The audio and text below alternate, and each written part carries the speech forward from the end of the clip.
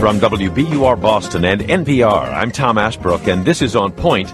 In the years since the American sugar industry's first full-throated defense of sugar in our diet, American obesity has tripled. Diabetes is up 900%. And that's just the beginning, says my guest today. This hour On Point, the case against sugar. Our diets are saturated in sugar, so has our media been. And for a long time, here, 2016, Coca-Cola announced a new global marketing campaign, Taste the Feeling. Here's Dr. Robert Lustig, professor of pediatrics, University of California, San Francisco.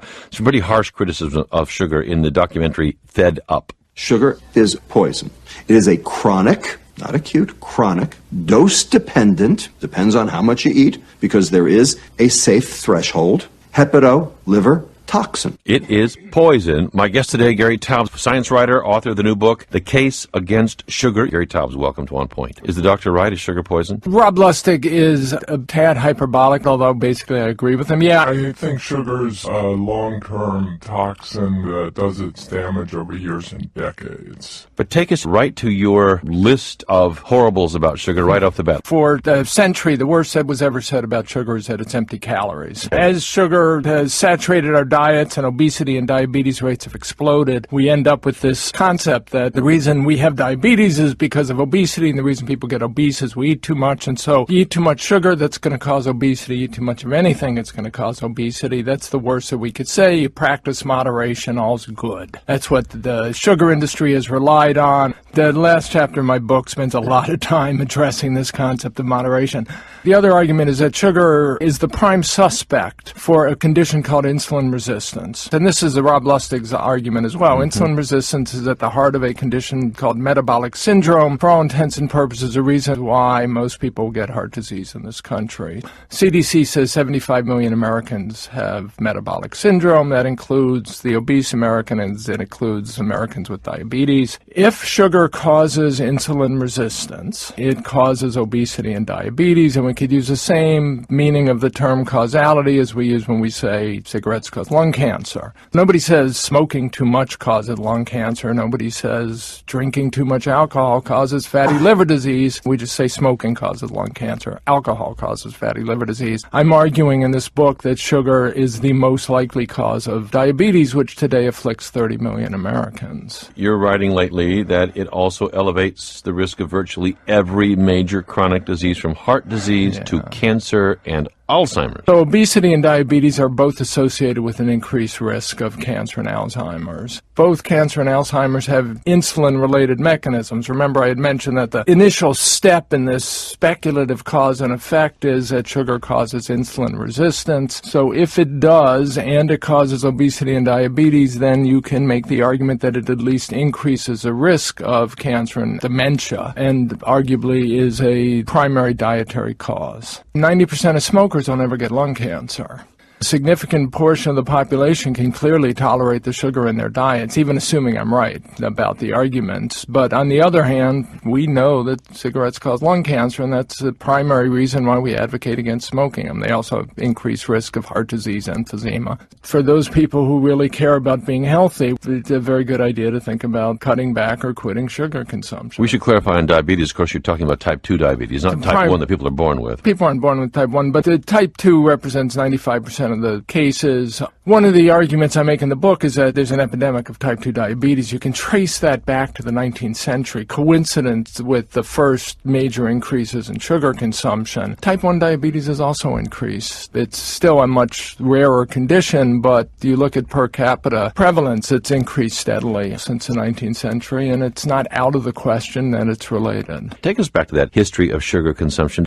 Until the early 19th century, sugar was so expensive that it was basically a very rare luxury for the wealthy, and certainly dominated by the head of the family. With the Industrial Revolution, it gets less expensive to refine sugar, and then beet sugar comes in mid-19th century, thanks to Napoleon, who had to create a beet sugar industry. So refined first out of sugarcane out of the Caribbean, heavily. Right, and then out of the tropics. And then when the French and Germans realized how they could get sugar from sugar sugar beets, it became something that could be grown in the northern hemisphere or in temperate zones as well. So now you have twice as much sugar. 1840s sees the invention of the candy industry, the chocolate industry, the ice cream industry. So prior to that point, all of these foods, for the most part, didn't exist. Ice cream goes back a couple hundred years further, but it was such a rarity that if somebody had an ice cream cone, really, it's written up in the newspapers. 1870s, 1880s, the soft drink industry kicks up. Across the 19th century, sugar availability in this country, and so I assume consumption, went up by a factor of 10, 15 over that century. By 1920, for the first time ever, the sugar industry is making 100 pounds of sugar per capita, and sugar's been transformed from this luxury that was a rare treat or a weekly treat to beginning to saturate our diet in every possible way. And children and women have been targeted as the consumers. And so children and women might be particularly susceptible to the effects of sugar. Children in particular for no other reason than if the dose makes the poison, as Dr. Lustig said. So they're getting a large dose. I mean, I once did this insane exercise of calculating if I let my son have 25 grams of sugar in a fruity yogurt when he's 5 and weighs 50 pounds, that's the equivalent of me having at 220 pounds, 4.5 to 120 grams of sugar in one sitting. So we don't think like that. We don't decide what's good or bad based on the size of the infant. Plus, they're going to clearly be exposed for a longer period of time because they're going to be consuming it earlier. If it's a pattern in childhood. Yeah. Then with women, the women produce children, and one of the chapters in this book is called the if-then problem. There are two if-then problems, and the first is what's called the intrauterine transfer of this condition called insulin resistance or metabolic syndrome. So when women get pregnant, the reason they get tested for gestational diabetes is because if they are diabetic or obese when they're pregnant, which means if they have high blood sugar and high insulin levels, they're going to give birth to children who in turn are more likely to become obese and or diabetic when they're in adulthood. And these were studies that were done in a Native American tribe called the Pima beginning in the 1960s, and the numbers are startling at how powerful this transmission is while the baby is in the womb. So if the mother is a heavy consumer of sugar while she's pregnant or even before? And even before, if she's got this condition called insulin resistance, which I'm saying sugar is the prime suspect for. How prevalent is that? It's common enough that it's tested for frequently, insulin resistance, and again, this gestational diabetes during pregnancy. So again, this is the issue. If one of the possible explanations for these obesity and diabetes epidemics that we see worldwide is that as sugar saturates a diet and women feel the effects and begin to become obese and diabetic themselves, they give birth to children who are more likely diabetic. So each successive generation is going to manifest a greater proportion of obesity and diabetes simply because of what happened in their mother's generation or their grandmother's generation. This transformation continued through the 1930s with the fruit juice industry. In order to have fruit juices and cold sodas in your houses, for instance, we needed refrigerators and freezers in our houses, and those don't start appearing at a level that the common man can afford in the U.S. until the 1930s. And then finally in the 1950s, the sugary cereals come along, because the cereal industry was founded at the early years of the 20th century by health reformers. Kellogg and Post both ran sanatoriums for the well-heeled dyspeptic. And cereal was originally food you could eat with a lot of fiber to help digestion and bowel movements. So they had nutritionists who said, you can't put sugar in cereal. Sugar's bad for you. But by the late 1940s, one company did Post with Sugar Crisps, and once they did, it's an arms race. Every one of the major cereal manufacturers had their marketing people arguing with their nutrition people saying, I don't care what you say anymore. We have to come up with an explanation because we have to compete. We have to make sugar-coated cereals. So by the 60s, you've got basically breakfast as dessert, and Americans are never going 2 hours without sugar in the foods, from sodas, from juices, from candies, from snacks. As the use of sugar in the diet exploded, were people aware that their diet was changing, or did it just seep in and became understood as a norm? No, you find it throughout the literature. I mean, I start the book with a quote from the New York Times in the 1850s saying, look what happened to our diet with sugar, and all our diseases are caused by it. The 1910s and 20s. You've got physicians blaming sugar on virtually every chronic disease you could imagine, and they're doing it because, in large part, they've recognized how much the diet has changed over their lifetime and how much sugar sugar has become the norm, even in the 1920s. And yet it is very widely just part of life. Americans don't go 2 hours without it. Well, and this is the issue I had to address in the book, because if I'm going to say sugar is toxic, the question is, why do you have to write this book in 2017? I mean, on one level, we always knew sugar was bad for us. On the other hand, the nutrition community has just embraced a couple of misconceived notions over the century that have left the sugar industry this out that they've always had, that there's nothing worse about sugar than empty calories. The sugar industry waged a very successful public relations campaign in the 1970s to convince the public health community and the physicians that sugar was harmless, and anyone who said otherwise was a quack. And by doing so, they pretty much stifled research on sugar. The NIH didn't fund it. Researchers wouldn't pursue it because it looked bad. So from the 80s, nobody was really studying. There may be 3 research groups in the world who were studying this question of whether sugar is addictive. My first chapter of my book addresses this issue of whether sugar should be looked at as a food or a drug. My friend, the science journalist historian Charles Mann, captured this perfectly in his book 1493, where he discussed the sugar industry. And he said scientists debate amongst themselves whether sugar is an addictive substance or people just act like it is. Anybody who's prone to it has felt that urge. Have some, you want more. Exactly. So that's the issue. And if you're a parent, you don't need a peer-reviewed academic literature to tell you that sugar is at least a problem, that it has to be rationed, that it's probably addictive in some profound sense. And there's a lot of us, me included, who wrestle with the phenomena you just described, where you can be completely no cravings, no nothing. Yeah. You see something sweet that tastes good. Just have a nibble. Just have a nibble, and then this craving fires up, which is probably how many alcoholics perceive alcohol. But it's not, for instance, a different kind of addiction than cigarette smoking, where you have a cigarette, you're fine for however long. Clearly, writing this book was informed by 2 facts of my life that I couldn't avoid. I'm a parent with 2 pre-adolescent boys, and managing their sugar consumption is something I do, whether I'm a zealot or not. And in our culture, that's a challenge. And I was a smoker. I know what it's like to be addicted to something that you can't imagine living your life without. So when saying what I'm saying about sugar, I'm clearly playing the Grinch stealing Christmas role. Actually, the title I would have preferred for the book would have been Stealing Christmas, the case against sugar. But when you're a smoker, you can't imagine life without cigarettes. It permeates everything you do, from the moment you wake up to the moment you get to every single activity, joyful, sad, you punctuate with a cigarette, modulate your emotions with a cigarette, and then you give it up, you feel terrible. For 3 weeks, it's cravings that are almost uncontrollable. For 3 months, you're cranky and angry and depressed, and you lose most of your friends if you don't warn them about this. And for a year, you're generally unhappy, and eventually you get to the point where you can't imagine you ever smoke. Is getting off sugar as tough as that? I don't think so. And clearly, anecdotally... It depends on the person. It depends on the person. But the other problem with smoking is we've managed to regulate it to the point, that mainly because of secondhand smoke, that you can go days or weeks without actually seeing someone smoking. Whereas, and you clearly don't need to smoke. Sugar is in virtually every packaged and processed food, and it's a common part of our life. I mean, when I came into your offices here today, you've got a bowl of candy bars for your guests sitting in here. Great. The Uber driver on my way here offered me mints. He said, have some sugar. If cigarettes were that ubiquitous and that accepted, I never would have quit. Let's go to Idaho and Sharon. I just had a question about naturally occurring sugar, such as fructose in fruit. I know there's an argument about fiber and a lot of conflicting information out there. It's the same sugars, but as Dr. Lustig said, it's the dose that makes the poison.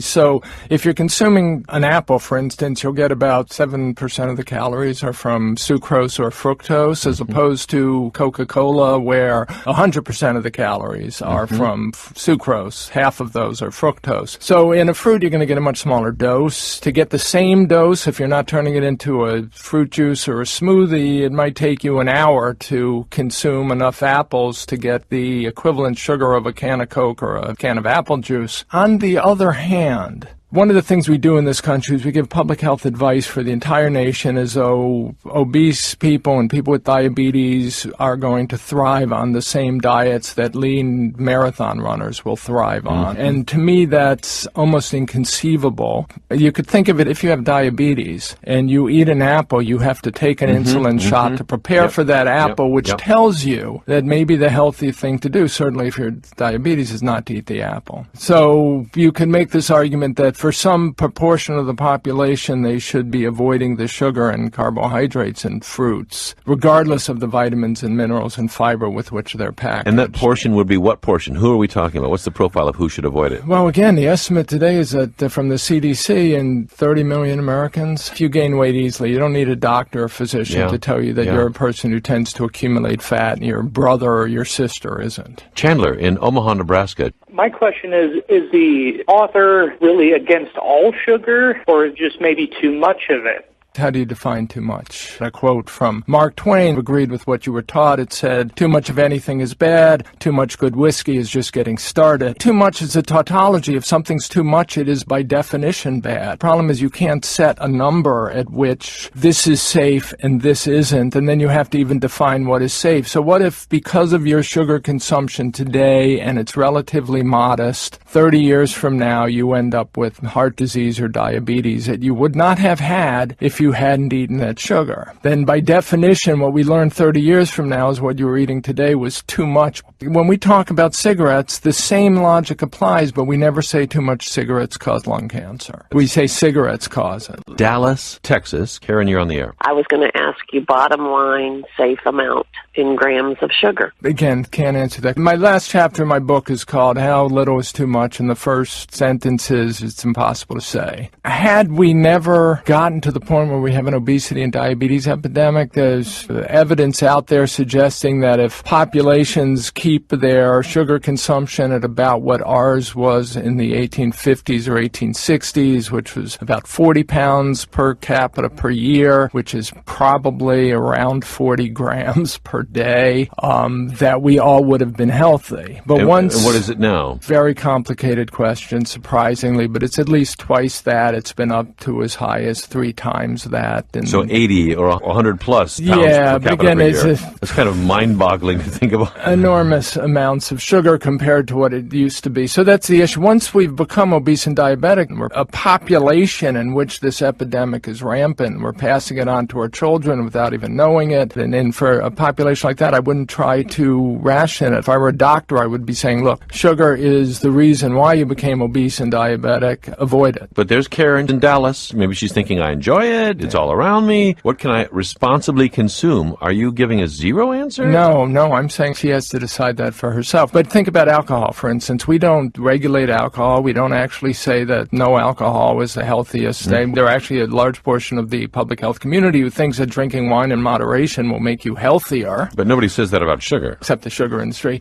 We make a decision as adults whether or not we're going to consume alcohol, and in part how much we're going to consume, and in part how we feel afterwards. So I, for one, don't drink alcohol anymore because the next day I am depressed. I feel like crying all day long, so I wish I could drink alcohol, but I can't.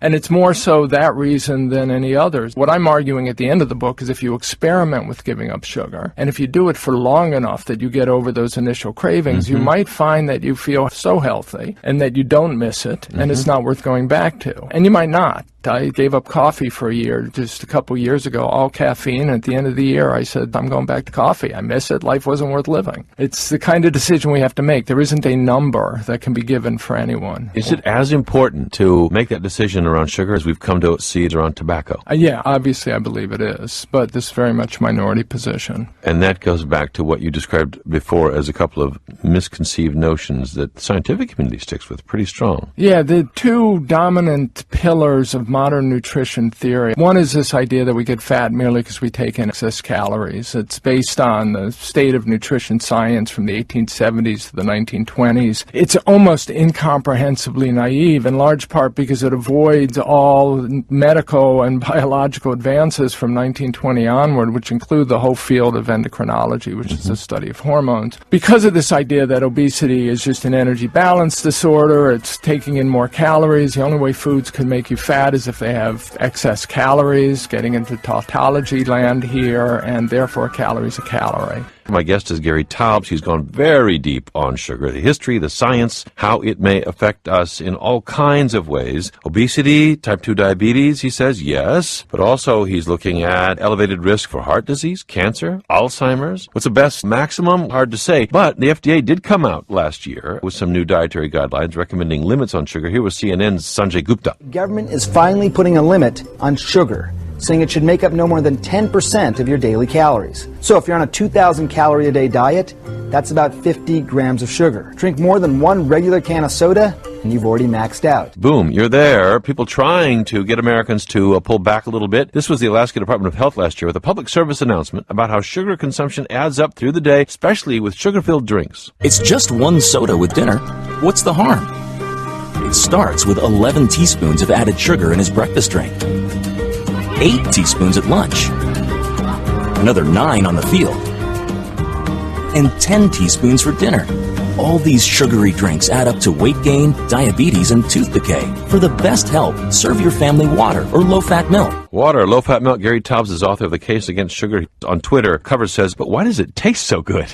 Good question. Well, one of the things it does is stimulate the area of our brain known as the reward center, or technically the nucleus accumbens, that other drugs of abuse do and other pleasurable. The idea is this part of our brain evolved to reward behaviors that would help procreate the species, eating and sex, in effect. The argument is all drugs of abuse basically happen to be chemicals that, by chance, stimulate this area of the brain and stimulate the secretion of dopamine. That is what mediates this pleasurable experience. On the other hand, as a colleague of mine always points out, when you buy a pair of shoes, that also stimulates the same part of the brain. And while some of us are addicted to that, and maybe many of us, I would bet at this point that iPads in children do too, but I have no data to back that up. This is on Twitter. Kevin says to us, if a food has carbs, it's going to have sugar in it. The problem is refined sugar and high fructose corn syrup. He says these two products are the worst types of sugars. There are plenty of natural, healthy sweeteners available. True or false, Gary? Partially true. The FDA, or the USDA, divides the world into caloric sweeteners and non-caloric sweeteners. So caloric sweeteners are those with calories attached, and the calories come from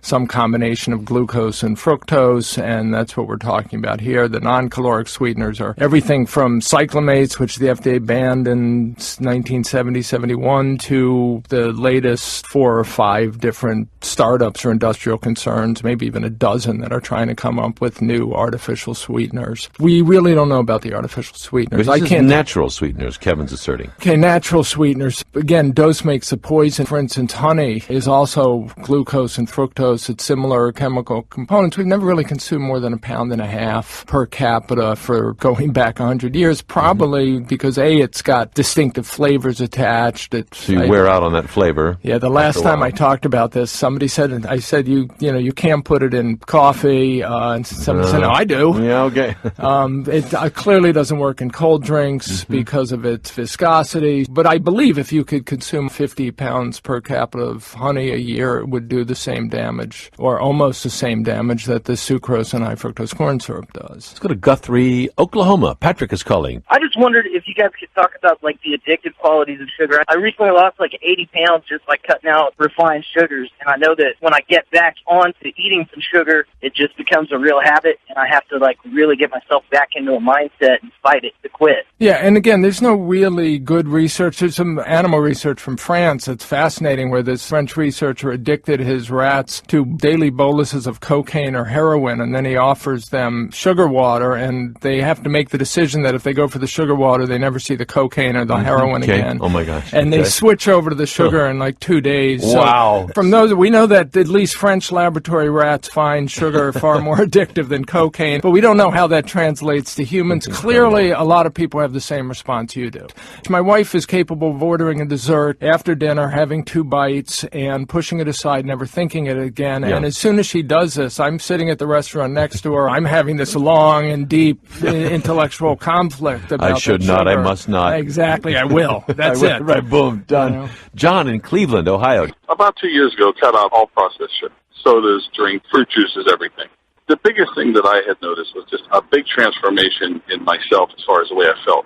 It clearly was tied to things that plague you when you have too much of it. And I do cheat every once in a while and have a few things, and I can actually feel the results of it when I do. Like what? What's the plague that you feel, John, when you do have sugar? If I had like a little bit too much sugar during the holidays, my feet will start to get numb. My extremities, my hands, and itching on my skin, like you'll get with some form of arthritis. So it just seems like it's inflammatory in some ways, and then of course circulation as well. One of the interesting things I'll point out about these issues that clarified when you get sugar is kind of funny. A lot of my research and my 2 books previously were targeting this whole idea that all refined carbohydrates and sugars are the problem in modern diets, and that led into the common use of low-carbohydrate, high-fat diets to resolve these problems. And so the most famous one is Atkins, and these doctors often looked like quacks because they would say, I put people on these diets and everything gets better. You know, their psoriasis goes away, their arthritis clears up, they lose weight. And when doctors talk like this, you sound like a quack. There's no way to avoid it. But then one of the problems with writing a book like mine, when I'm linking sugar to all these chronic diseases, I look like a quack because I'm saying there's a simple cause. But what I'm trying to do is bring the science back into it and saying, you know, traditionally when you have epidemics, there are simple causes. They're not themed hundreds. It's not like, you know, we're trying to explain why World War I started, where there's 15 different things that came together. We're trying to explain why obesity and diabetes exploded worldwide in every population that eats these diets. Let's start with the simplest hypothesis and only complicate them as necessary. So the simplest hypothesis is sugar. Are you saying there's a single cause that goes back to all these? Obesity, diabetes, heart disease, cancer, Alzheimer's? I'm saying there's some factor involving the Western diet and lifestyle that triggers these diseases. Because they're all linked to obesity and diabetes, and because the risk increases with obesity and diabetes, the conventional wisdom is kind of schizophrenic on this point. So on one hand, the research community will talk about obesity and diabetes being complex, multifactorial diseases, and there are just too many. And to me, that's an explanation for why they've completely failed to rein in these epidemics. And then on the other hand, they'll say diabetes is caused by excess fat accumulation, and excess fat accumulation is caused by consuming more calories than you expend. So the conventional wisdom is that there is a simple cause, and I'm saying it's the wrong simple cause. We've got a listener here, Zach, who says this is misinformation. He says, you can lose weight while eating sugar. I do. You just need to count calories and maintain a deficit over an extended period of time. Yeah, and again, this is part of this logic that we get fat because we consume too many calories, and therefore you're going to get thin if you are in what, you know, we could call negative energy balance. If you're expending more calories than you consume. A simple way to think about how naive this is if our Twitter friend had written in, and we're having a show about wealth. So instead of talking about the epidemic of obesity and diabetes, we're talking about the epidemic of obscene wealth in Silicon Valley. Okay. I'm saying it's caused by all these various issues, and the caller calls in and says, no, these people got wealthy because they made more money than they spent. And if we want them to be more like us, we have to get them to spend more money than they make. It's just, and I talk about this deeply in a history called The Gift That Keeps on Giving, because it's this kind of thinking that has led to the sugar industry getting a free pass for 50 years, up until the Second World War, when far and away the best medical science was done in Europe. The European clinical investigators had concluded that obesity was clearly a hormonal regulatory defect, that this idea that it's a calories in, calories out problem was naive. And then this thinking evaporates with the Second World War. You can actually see it happen. And we want nothing to do with the European academicians who are fleeing out of Europe. A lot of them are Jews. I've been told, although I haven't confirmed it, that universities like Harvard had policies in place in the 40s so that they wouldn't be overrun by these academicians. Post-World War II, the science of obesity is kind of recreated here at the Harvard School of Public Health, and it's done by young doctors and nutritionists who really have an exceedingly poor understanding of what science is and how to do it, and they think it's easy. It's obvious that fat people eat too much. We know that. And that's pretty much it. It's where we are 60 years later. Obese people eat too much. I know researchers who are capable of looking at someone who weighs 400 pounds and thinking that person is carrying 300 pounds of excess fat because they eat too much. So what's the mechanism that you're describing, hormonal, the alternative view? Well, so the alternative view, beginning in 1960, we had the technology available to actually measure accurately levels of hormone in the bloodstream, and by mid-1960s it was clear that the fat accumulation in your fat cells is dominated by the hormone insulin, which is the same hormone that's out of whack in diabetes, right? So you secrete a lot of insulin, you store calories as fat in your fat cells. And again, we're arguing that sugar is a cause of insulin resistance. If you're resistant to your own insulin, you have to secrete more to do the same job. So insulin-resistant individuals tend to have high blood sugar, and they tend to have high circulating insulin levels. And under those conditions, their fat cells will accumulate fat. They won't mobilize them for fuel. So by the 1960s, there was a very clear hormonal pathway that should have been null hypothesis, as scientists would call it, that obesity is a hormonal defect, that the dietary trigger is sugar and then highly refined grains that are triggering insulin secretion that's triggering fat storage. But by the 1960s, this community thought of obesity as an eating disorder. Actually, the field was dominated by psychologists and psychiatrists who were trying to get, obese people, think of tricks, behavioral tricks to get fat people to eat less. And then by the implication of this biological view of obesity rather than a physics view was that carbohydrates were the problem, and that the way to cure it were by diets the likes of which Robert Atkins was proposing. So my work was originally seen as an apologia for Atkins. Once we decided saturated fat caused heart disease, you couldn't have doctors running around the country selling crazily successful diet books advocating we all eat lobster Newburg and cheeseburgers without the bun. So the medical community in the 70s pretty much put the brakes on that, and that's been quackery ever since. And then I came along as an investigative science journalist in the late 90s. No preconception, saying let's actually look at the science, and the science supports this viewpoint that obesity is a hormonal regulatory defect, that it's triggered by the carbs and particularly sugar, and that the way to reverse it, the healthiest way to reverse it, is with a diet the likes of which Atkins was pushing 50 years ago and other people were pushing 100 years before him. Heavy on protein, heavy on fat. One of the reasons these diets morphed into high-protein diets, and one of the most successful in the 90s was Protein Power. Terrific book, but it became politically unacceptable to talk about these diets as high-fat diets, so instead we talked about them as high-protein. Even when, you watch a cooking show, the chefs will talk about the protein portion of the plate, but that protein portion typically has more fat per calories than it does protein calories. We just don't mention that. Nobody wants to say fat. In Gary Taubes' world, we would maybe say sugar a lot less or eat a lot less. Think about it. He says, like tobacco. Gary Taubes, thank you so much for being here today. Great to have you. Thank you, Tom.